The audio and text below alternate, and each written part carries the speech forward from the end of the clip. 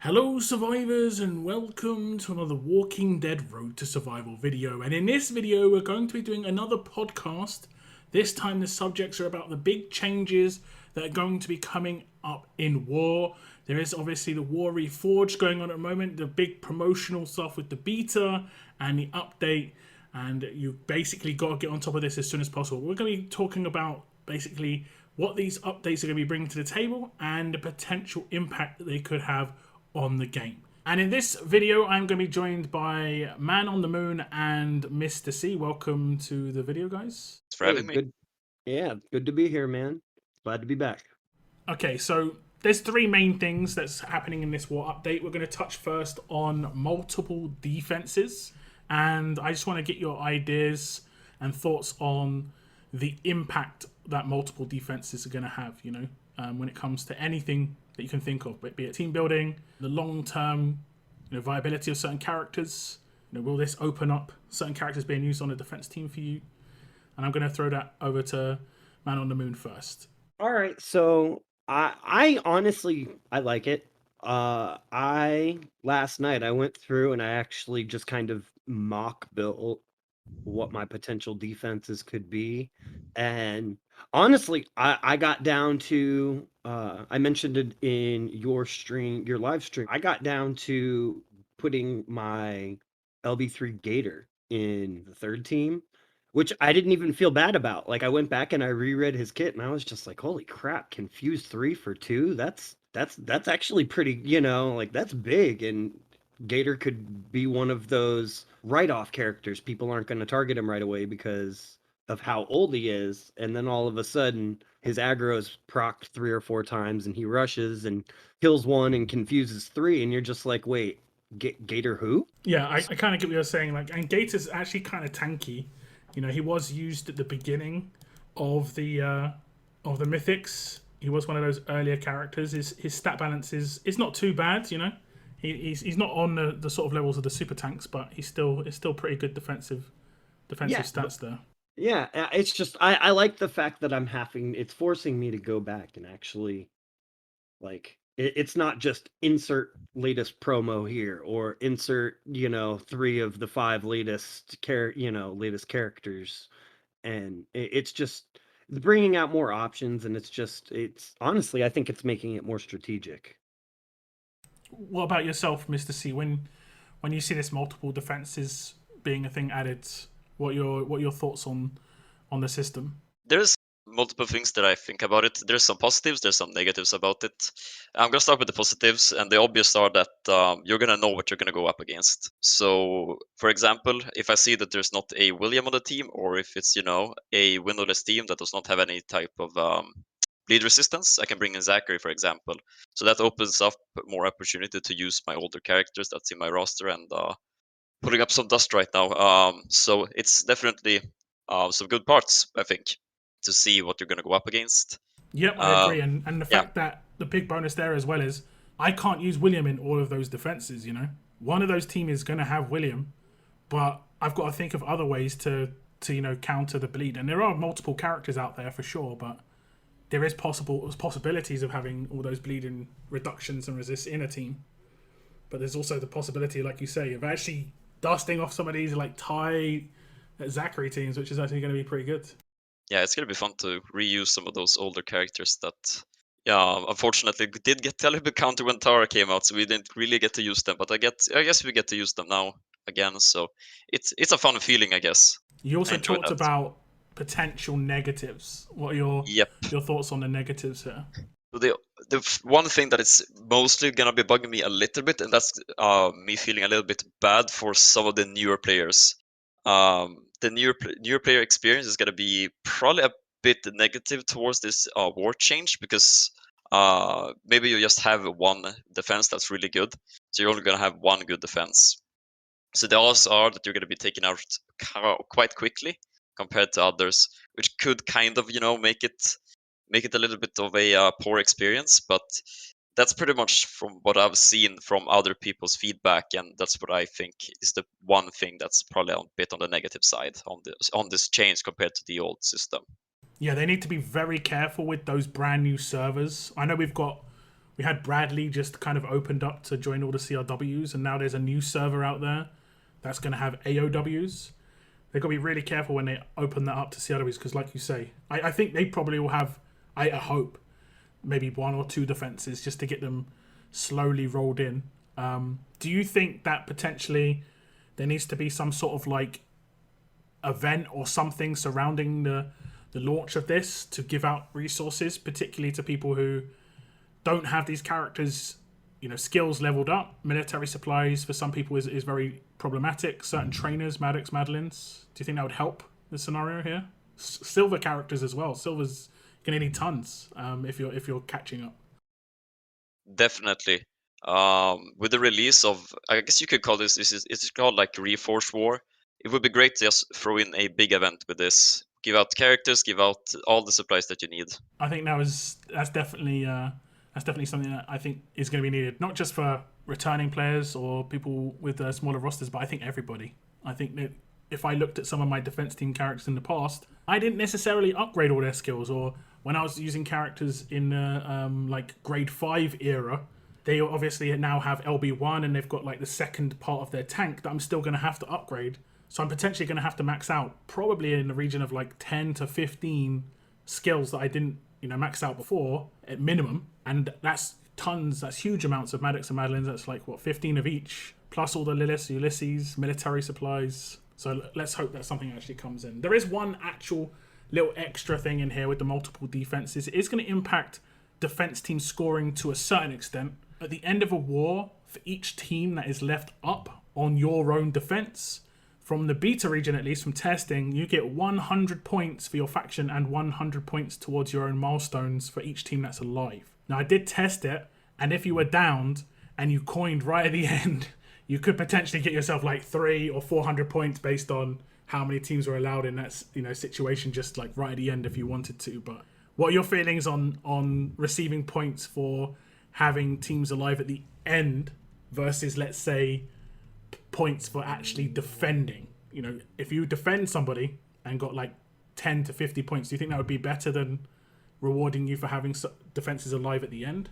Yeah, so I kind of like this, that it rewards you for having a good defense. I think that's great.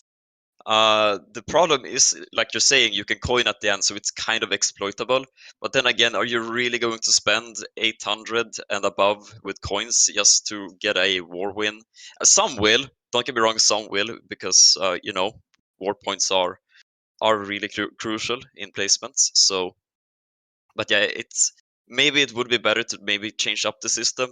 I get that it's supposed to reward you for having a good defense, but maybe giving points for maybe defending would be an idea, like 10 points for each defend.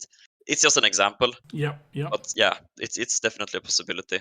But you feel like it's kind of like a step in the right direction there? It is. I think it's good to reward someone for, defending. Yeah, because I think even Moon's brought up in the past about like you don't get any rewards for defending in raids, so it's just kind of a fun ego part of it, Moon, right? That's pretty much what we said in the past, right? Pretty much. As far as the points go, I would actually like to see them add it to where the defender would get X amount of points per attacker that is defeated at the end of each battle. Rather than getting points for a defend. That way, because I mean, like, let's face it, like, defends are pretty far and few between, and if you do get them, it's mostly just because somebody noped out because it was a time suck. Yep.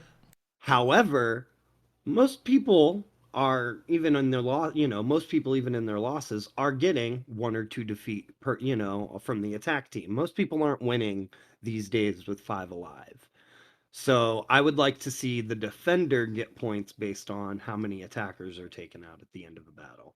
They would probably have to change the mechanic though, where like when you flee, it counts as all of characters dying, I guess, because otherwise the attacker could flee and not give away any points that way. Yeah, I mean, I didn't think of that. I didn't think of the exploitable part of that, but yeah, I mean, yeah, I suppose that's true. I didn't think of that. That is a good take on that. Okay, so we'll move on to the next little thing, which is the scouting phase. The big kind of rework on the scouting phase is you can't anymore, at least, do attacks on teams to scout them and farm effectively. A lot of people would farm league points and try and get cans and stuff like that. You could obviously do it on those drop teams, the Merc teams, really quickly, but no scouting at all anymore. The scouting phase now just is you able to click on anyone's teams and just see what defense teams they've got lined up. What do you think about this when it comes to the scouting and this at the moment remains throughout the battle? So when you select an enemy randomly in the battle, you'll be able to see all of their defense teams. You'll be able to see all the characters. Is this something we have touched on this a little bit already? But do you think how big an impact do you think this will have? And I'll go with Moon on this one. Honestly, I don't like it. I was one of those people who, as much as I never really used it all that much to farm league points. I mean, I did on those war weekends where I was like, I don't want to get demoted. Let me just, real quick. But I did farm it for raid cans, and I mean, it was a halfway decent source. Like over the past, 4 or 5 years that I've played, like I've gotten hundreds upon hundreds of them, and I mean, I just kind of look at it as, why are you taking away a potential resource from me? I think that's probably one of the reasons why it was taken away, though, right? Like you say, you just got a few hundred cans. I think they want to maybe make it so they can bottleneck where you can get those cans from a bit easier. But we're talking over the 4 or 5 years that I've been playing Road to Yeah, Survival. I mean, I agree. I know that. It's a trickle effect. Why are you taking a trickle away from me? And on top of it, I still think you should be able to scout, because as much as I can click on a person and see all their teams immediately, I should be able to, if I want to burn energy to scout them to check mods and weapons. Yeah. Okay. Okay. That makes sense. Why not let me? And you're still forcing me to spend my energy. I mean, as much as I can say that those raid cans coming in was a trickle, I still had to spend energy for the potential of getting them. And I mean, how many times would I burn a full can on a Merc and not get a single raid can back? I'm getting the league points and the other tiny little whatever for winning, but like I'm still spending that energy. Yep. Initially. I agree. Anything that you can add to that, Mr. C, when it comes to scouting? Like, did you use the scouting for farming or anything like that, trying to get cans? Or do you think it could be adjusted, how the system is being newly implemented? So I did kind of use it when I was competing at the top faction. We did sort of use the scouting for mostly for mods and to see just quickly the teams if they had that specific character. It's mostly back when when there was just a Zachary on the team, just to check him if he was there. But yeah, I kind of liked when it was in the game. I kind of would like to see it still be a scouting phase. So just to check, like Moon said, just to check out potential mods and weapon setup, just so you can approach it's it also a bit better. It's also good because then you can learn more from other players in the game as well. Yep. To see what others are using. Yep. I'd like to add also that if their intention is to stop the trickle effect, they could very easily just remove the raid cans, and that stops the trickle. Yeah, true. Now, the last major addition to the War update is going to be the one that changes, how a lot of the gameplay is. A lot of this so far is just basically more the setup, how you approach stuff. But the next one's going to have a big impact on the actual gameplay, which is the new lives system, where you have a set amount of lives that are equally distributed among your multiple defense teams. So, for instance, you have 3 defense teams. Each defense team has 2 lives. You have 6 total lives, and all 6 of those lives need to be, taken away before you're destroyed. If a team is taken away, let's say 2 of your lives are one of your defenses, 2 of your lives are another defense, but one of your defenses is really strong and holding off, you will not be destroyed in that scenario. So that's just the general idea of how it works. But what are your thoughts on the live system? The potential game impact and just general thoughts, honestly. And Mr. C, we'll go with you first on this one. Yeah. So first off, right off the bat, it opens new strategies. Let's say if you're a top hitter for a faction, you're obviously going to be hitting the strongest teams first. And let's say if you're a low end, a little more of a casual player playing war, you can go for the easier teams. So then you can always going to taking away a life there. So that's always good because then the lower ends can't always hit those top teams. So it opens new strategies to attacking. So definitely, I think it's definitely a good change there too. I'm also a little bit uncertain of lives because it's kind of strange because you could survive up to 12 hits, I believe, in the current patch, if I'm not mistaken. Am I wrong there? Around like 13 to 12 hits. So you're going to be rewarding for actually losing a character on the team, or well, not rewarded, but you're going to be successful either way. So I'm kind of unsure of that. I'm going to have to play around with it. But yeah. Yeah, I think Moon has some details on this stuff. So Moon, have you got any thoughts on the live system? Take it away. Okay, so I did the math on this. I actually broke out the smarts. Current system. If you win with 1 alive, it's 72 HP lost. 2 alive, 96 HP. 3 alive, 120 lost. 4 alive, 180 lost, and 5 alive, 240. So it's between 5 and 12 hits to take someone out.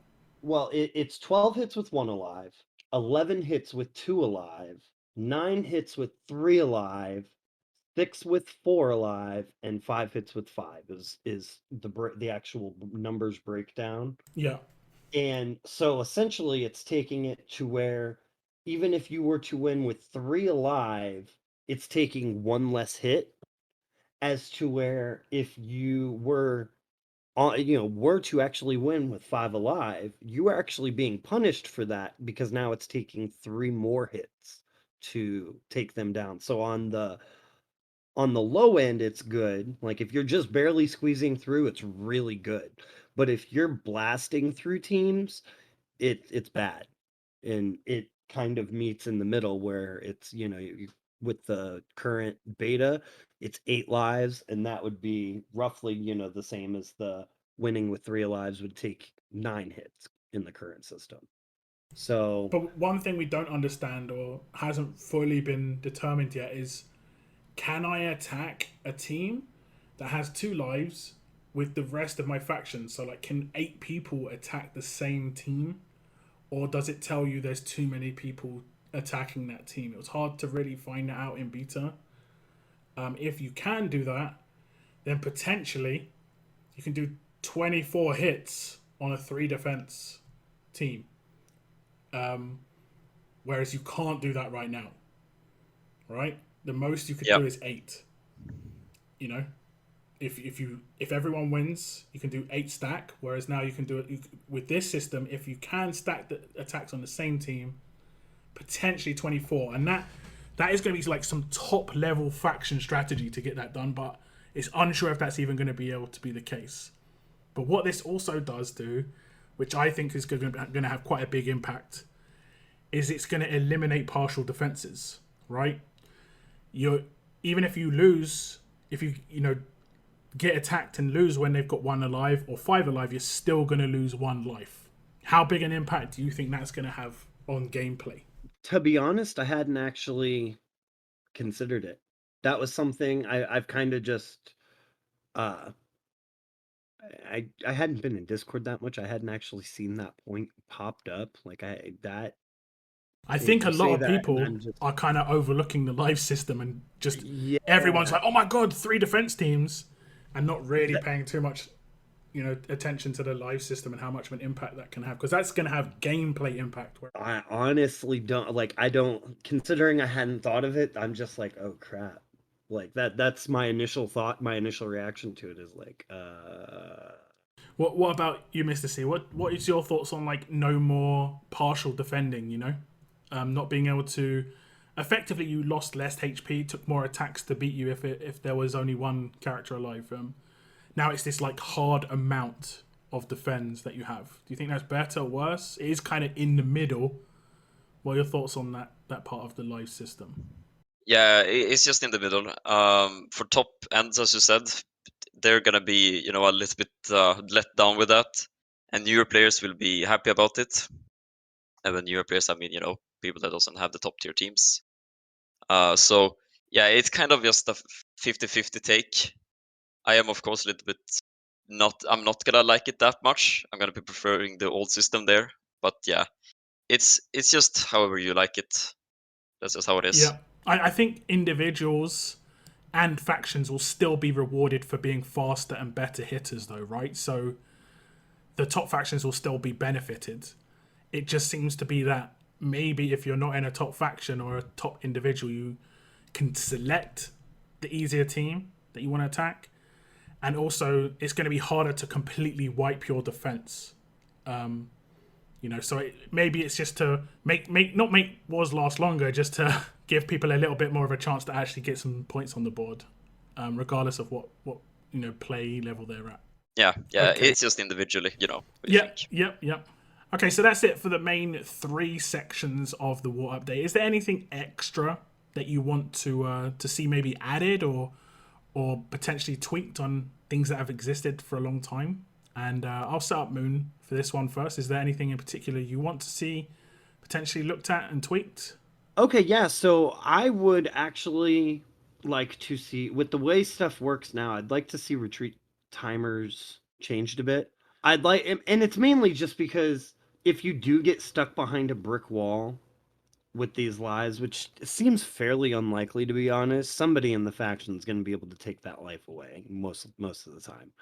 But like, if you did want to retreat, or say you just get into one of those battles where you're just like, yeah, we're not going to win this. Let's just go.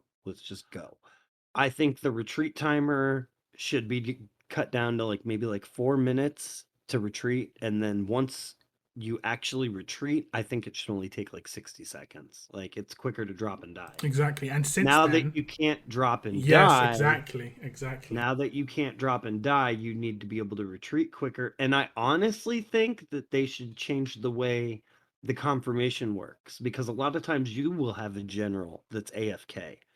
I think if it's possible with their tech, instead of it being one general chooses to retreat and the other has to accept it, it should be one general chooses to retreat, and if the other general doesn't decline it within, say, 60 seconds, then it's the same as that general accepting it. Okay. So it just forces, it forces the AFK generals to just essentially accept after 60 seconds. Yeah. And I think you're 100% correct. There's been so many changes in war length, everything.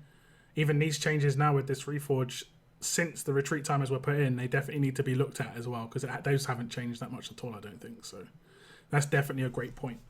Something that has been raised in recent times is character balancing and potentially, making past characters more viable. It could be with very small tweaks, maybe cooldown timers on signature moves, or it could actually be actual buffs. You could see a revive thrown onto someone's skills. Do you think this is something that could be pretty useful for everybody or particular people, Mr. C? Is this let's just say, let's say Harlan, kind of unusable or unused character. If he was tweaked where he had a revive on his rush, could be decent stepping stone towards a blue defense team for someone who doesn't have Vance. What are your thoughts on that? Yeah, I mean, I definitely believe that some characters should be updated, especially those older ones that came out just about when the Mythic era first launched, like your yellow Carl, your, like you're saying, blue Harlan. They were just used, I mean, very, very shortly, if at all. So seeing a change to those older characters would be, I mean, I think would be a really good change, because then you're actually going to be using them, especially now that we're going to be needing at least 4 defenses. Some of the changes wouldn't even need to be actual changes to the kit. A good example would be Easter Ivanova. She wouldn't even need a change to her actual kit to be buffed, because if you change her to a holiday hero, she's usable with Carl. and he gives a buff to Holiday Hero. Yep, I agree there. And I think Ivanova definitely should be moved into Holiday Heroes. Been talking about that a lot on the old streams. The potential attack team there with East Eva would be a lot of fun. So I think that's actually a pretty good spot to just wrap up the podcast. And I want to thank both of you for joining me on this one. Thanks for having me. Yeah, it's good to be here. It's always good to be here, man. And thank you, the viewer, for obviously watching and listening. If you have any thoughts on the new changes to War, please leave them in the comments down below. I will respond, and maybe some of the other creators that were in this podcast might respond as well. And do look forward to more podcast episodes in the coming weeks. I want to thank you very much for tuning in. And as always, keep on surviving, guys. Keep on surviving.